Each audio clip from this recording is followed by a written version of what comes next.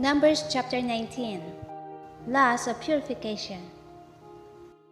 Now the Lord spoke to Moses and Aaron, saying, This is the ordinance of the law which the Lord has commanded, saying, Speak to the children of Israel, that they may bring you a red heifer without blemish, in which there is no defect, and on which a yoke has never come.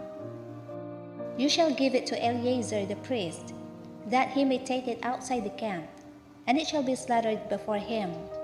And Eleazar the priest shall take some of its blood with his finger, and sprinkle some of its blood 7 times directly in front of the tabernacle of meeting.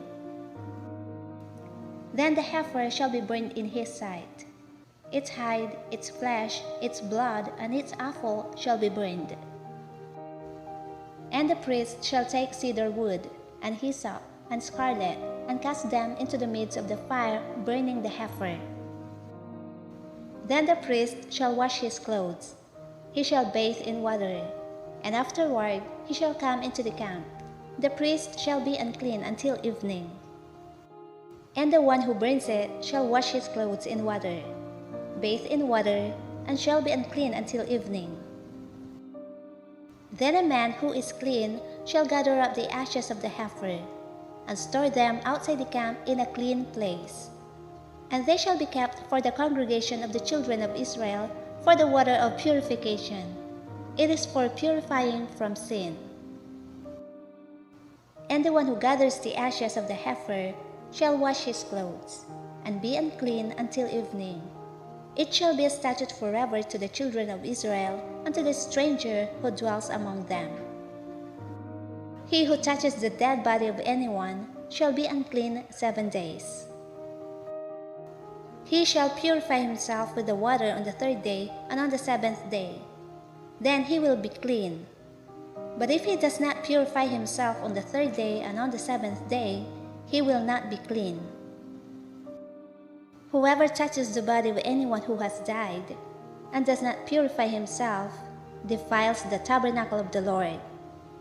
That person shall be cut off from Israel. He shall be unclean, because the water of purification was not sprinkled on him. His uncleanness is still on him. This is the law when a man dies in a tent. All who come into the tent and all who are in the tent shall be unclean 7 days. And every open vessel, which has no cover fastened on it, is unclean. Whoever in the open field touches one who is slain by a sword, or who has died, or a bone of a man, or a grave, shall be unclean 7 days. And for an unclean person, they shall take some of the ashes of the heifer burnt for purification from sin, and running water shall be put on them in a vessel. A clean person shall take hyssop and dip it in the water, sprinkle it on the tent, on all the vessels, on the person who were there, or on the one who touched a bone, the slain, the dead, or a grave. The clean person shall sprinkle the unclean on the 3rd day and on the 7th day. And on the 7th day he shall purify himself, wash his clothes, and bathe in water, and at evening he shall be clean. But the man who is unclean and does not purify himself, that person shall be cut off from among the assembly, because he has defiled the sanctuary of the Lord. The water of purification has not been sprinkled on him. He is unclean. It shall be a perpetual statute for them. He who sprinkles the water of purification shall wash his clothes, and he who touches the water of purification shall be unclean until evening.